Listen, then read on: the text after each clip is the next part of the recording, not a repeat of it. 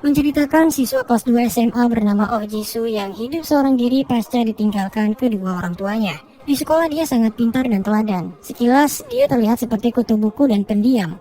Tapi di balik itu dia bekerja sebagai mucikari layanan prostitusi. Semua berjalan lancar pada awalnya. Namun ketika temannya mengetahui rahasia itu, masalah terus bermunculan dan semakin rumit. Bagaimana kelanjutannya? Simak video ini. Awal cerita, seorang guru memberikan rapor semester kepada Oh Jisoo. Hasil studi dan sikapnya selama sekolah sangat sempurna.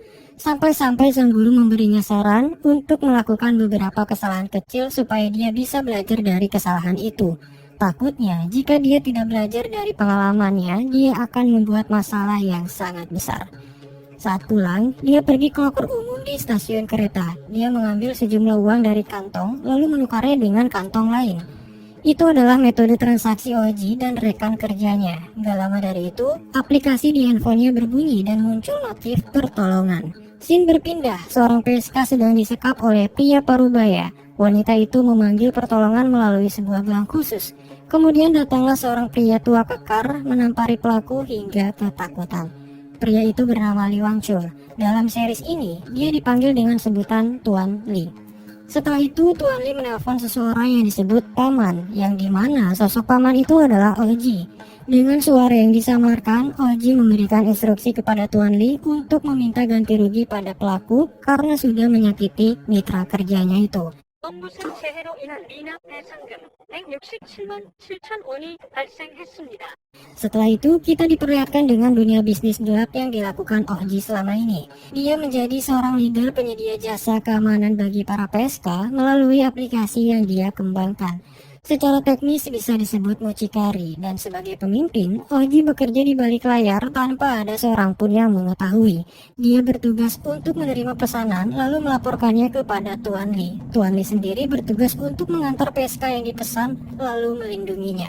Jika terjadi sesuatu, mereka bisa menggunakan gelang khusus untuk memanggil Tuan Lee. Uang yang didapat akan disetorkan melalui loker umum. Tuan Lee menyetorkan uangnya lewat loker itu, dia juga mengambil gajinya di loker itu. Jadi begitu konsep transaksinya. Keesokan harinya, Oji diminta Pak Cho untuk menjadi asisten Bae-gyuri di sebuah klub yang bernama Masalah Sosial. Oji merasa canggung karena Bae-gyuri adalah wanita idamannya. Malamnya, Bae-gyuri meminta Oji bertemu dengannya di kedai kopi untuk membahas kuesioner di klubnya itu.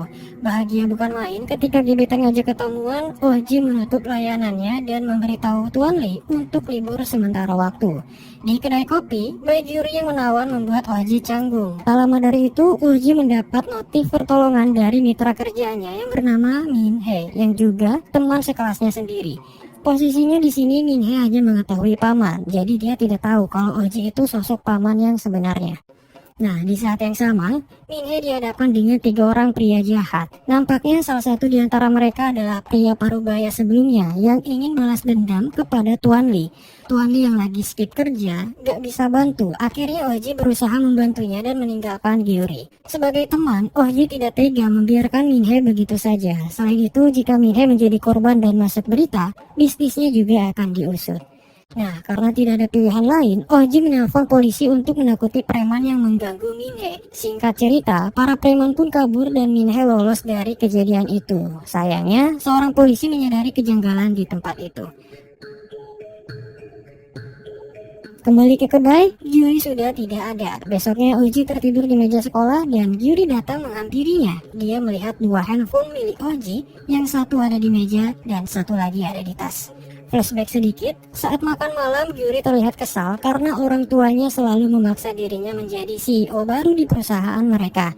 Dengan terpaksa, Gyuri tersenyum dan setuju untuk pergi bersama mereka ke pertemuan bisnis. Kembali ke sekolah, ternyata Gyuri mengambil handphonenya Oji. Namun karena terkunci, akhirnya Gyuri mengajak Oji ke suatu tempat.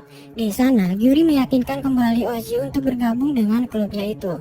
Dengan rayuan manis, Oji luluh dan menyetujuinya. Gyuri mengundang Oji ke grup obrolan. Saat membuka handphonenya, Gyuri mengamati sandi yang dia gunakan dengan harapan sandinya itu sama dengan handphone yang dia ambil.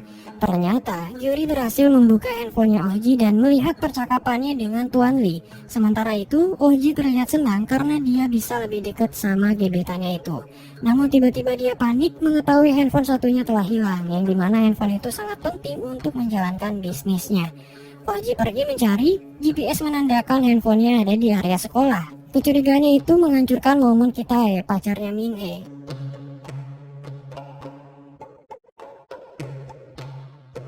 Dan akhirnya dia dihajar habis-habisan.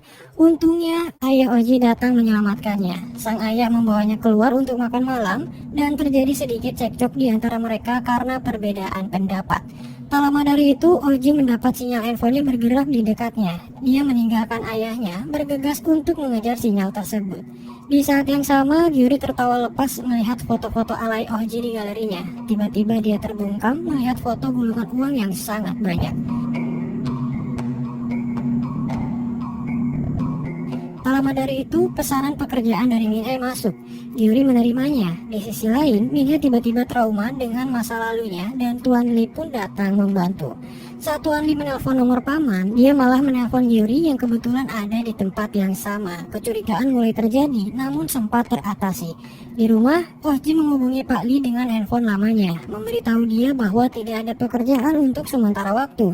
Namun Gyuri sudah menerima satu pekerjaan dari Minhee, dan hal itu membuat Oji tambah panik karena aplikasi rahasianya digunakan seseorang, dalam arti Gyuri ya. Nah, di saat yang sama, Gyuri menelpon Oji dengan suara yang disamarkan. Dia memeras Oji dan mengancamnya. Seketika Oji melacak dan mengirimkan lokasi handphonenya pada Tuan Lee.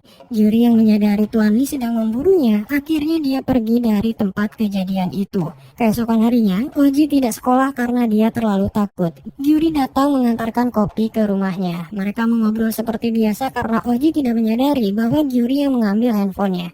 Di kamar mandi, Gyuri melancarkan aksinya. Dia menghubungi Oji dengan suara yang disamarkan, menyuruhnya untuk pergi ke suatu tempat dengan alasan akan memberikan handphonenya di sana. Gyuri mengambil kesempatan itu untuk mencuri uang yang sempat dia lihat di dalam foto. Saat ditemukan, Gyuri kesulitan mengambilnya. Seketika dia teringat dengan sikap Oji yang terlalu baik. Gyuri menjadi tidak tega dan dia mengurungkan niatnya mencuri uang itu. Namun tiba-tiba ayah Oji datang dan Gyuri segera bersembunyi di dalam lemari. Ayah Oji yang menemukan koper itu memeriksanya dan tidak sengaja uangnya berhamburan. Seketika dia mencuri semua uang itu lalu pergi. Gyuri yang merasa bersalah ikut mengejarnya. Sementara itu Oji yang sedang mencari handphone tidak sengaja melihat ayahnya mencuri uang miliknya. Namun dia kehilangan jejaknya dan seketika melihat Gyuri di seberang jalan memegang handphone rahasianya selama ini. Menyadari bahwa pelakunya adalah Gyuri, seketika dia menyerang namun Gyuri membantingnya. Oji kecewa dan tentunya Gyuri juga menyesal. Di sekolah, kita mengintimidasi Oji karena kejadian sebelumnya. Gyuri melihat apa yang terjadi dan membelanya. Dia juga berkata bahwa Oji adalah pacarnya. Oji kaget. Setelah melakukan semua hal ini, kenapa Gyuri tiba-tiba mengaku pacarnya? Ada apa? Setelah itu Gyuri membawanya ke suatu tempat. Ponsel rahasianya masih ditahan dan Gyuri menyarankan Oji bekerja sama dengannya untuk memperluas bisnis itu, tapi Oji mengabaikannya. Singkat cerita, Oji menemukan alamat ayahnya. Saat dia pergi untuk mencarinya, Gyuri datang dan dia terus memohon agar Oji mengizinkannya bergabung dengan bisnis ekstrim itu. Namun Oji tetap mengabaikannya. Gyuri terus mengikuti Oji hingga dia menemukan rumah ayahnya. Namun tidak ada siapa-siapa di sana. Mereka pun menunggu. Di sana Oji menjelaskan kepada Gyuri bahwa bisnisnya itu bukanlah menjadi seorang mucikari, melainkan penyedia jasa keamanan. Selain itu, Oji heran kenapa seorang bayi Gyuri yang kaya raya ingin sekali bergabung dengan bisnisnya itu. Ternyata itu semua karena Gyuri sudah tidak tahan dengan sikap orang tuanya yang selalu memaksa kehidupannya. Tapi Oji belum menyadari hal itu.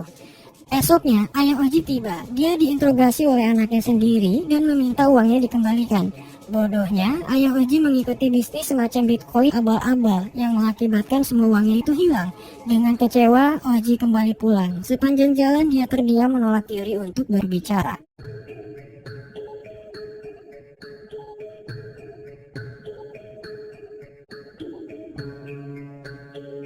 Karena tidak ada uang yang tersisa, Oji keluar dari bimbel untuk sementara waktu.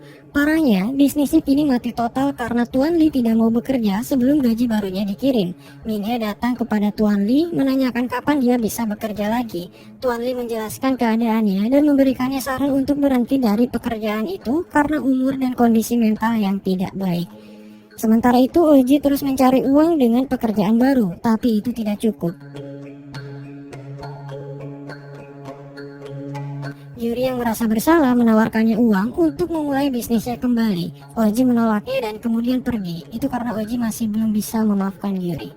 Karena terlalu sibuk bekerja, Oji tidak fokus belajar dan sering tertidur di kelas. Hal itu membuat nilainya turun drastis. Mengetahui hal itu, salah satu siswa mengejeknya, dan seketika Oji menunjuknya karena dia kesal. Rasa tidak tahan dengan situasi itu, dia menghampiri Yuri dan menerimanya bergabung ke dalam bisnis. Singkat cerita, bisnis berjalan kembali. Keuangan mereka perlahan terus bertambah. Di sekolah, Yuri dan Oji mendiskusikan pekerjaan mereka. Yuri juga memperlihatkan sisi gelap di sekolah mereka yang tidak diketahui Oji, seperti joki laporan, pengedar rokok, siswi aneh-aneh, dan sebagainya. Yuri mengetahui semua itu karena dia orang dalam atau gadis yang mengetahui segalanya. Yuri juga menyarankan Oji untuk mempekerjakan atlet judo kenalannya sebagai gigolo. Namun, Oji tidak yakin itu akan berhasil. Di malam hari, Yuri membuat iklan palsu untuk memancing atlet judo kenalannya itu. Sayangnya, hal itu tidak mendapat respon positif. Tentu saja karena jasa yang ditawarkan Oji adalah keamanan. Atlet judo tidak membutuhkan hal itu karena mereka bisa melindungi dirinya sendiri. Namun Yuri terus berusaha membuat dirinya berguna. Dia membuat bisnis itu ke level yang lebih profesional, di mana Yuri mendigitalkan semua catatan keuangan mereka supaya lebih mudah untuk diatur. Keesokan harinya, orang tua Yuri menyeretnya ke pertemuan bisnis dengan CEO agensi aktris yang bernama Pak Choi. Setelah itu, dia bertemu Oji untuk membahas pembagian hasil yang adil. Oji merasa kontribusi Yuri dalam bisnis ini tidak banyak, maka dari itu dia meminta bagian 90/10. Yuri terus menawarnya agar dia mendapat keuntungan yang lebih banyak.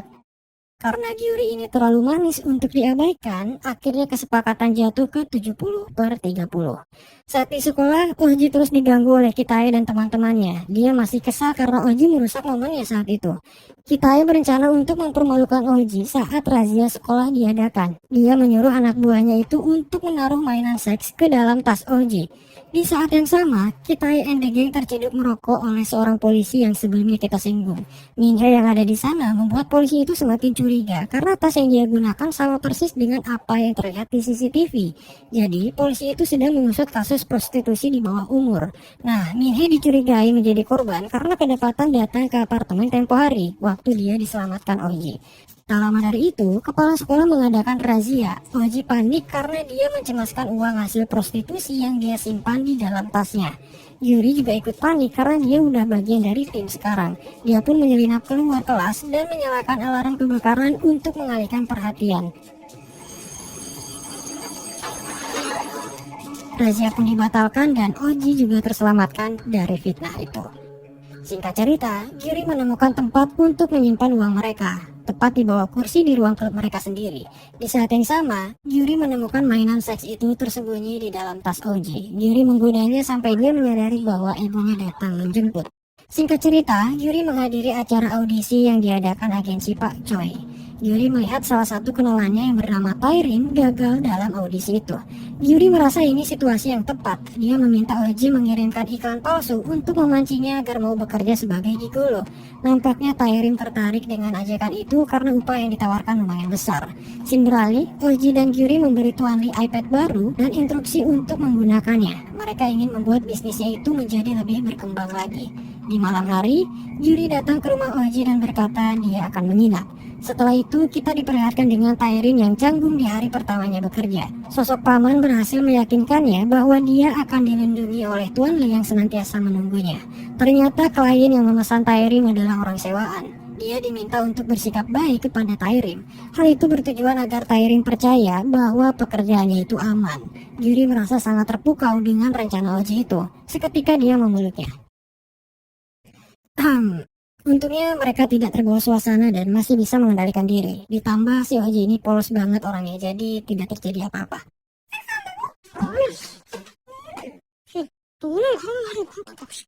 Di sekolah, Minhye tiba-tiba memberikan Oji sebuah topi yang awalnya akan diberikan kepada Kitae. Tapi karena Kitae nggak suka, jadi hadiah itu dikasihin. Sebenarnya Minhye tidak bermaksud lain, dia cuma random aja ngasih topi ke orang.